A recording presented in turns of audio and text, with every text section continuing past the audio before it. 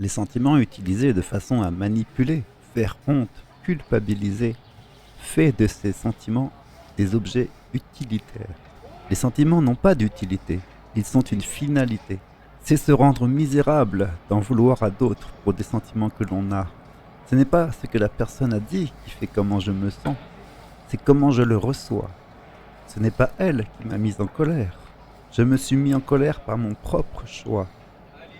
En faisant cela, on donne aux autres le pouvoir de nous déshumaniser.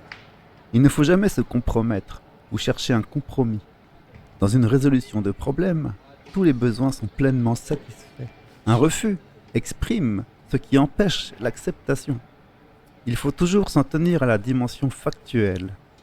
Si on veut terroriser un persécuteur, il faut lui exprimer l'appréciation et l'amour que l'on a. Ce ne sont pas nos parties sombres qui lui font le plus peur, mais notre lumière. Lorsqu'un persécuteur attribue un mérite, c'est de la violence, car il se positionne comme le seul à même d'en juger. La pensée du jugement, qui décide de ce qui est bien ou de ce qui est mal, est culpabilisante. De même, les ordres et les exigences sont déresponsabilisantes et génèrent des frictions.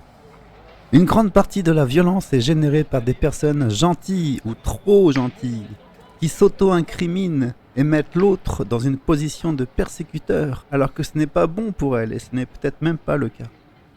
Toute excuse qui implique qu'on a fait quelque chose de mauvais et néfaste pour les deux personnes. Je suis désolé provient d'une pensée de pénitence. Le respect est un mot trop vague.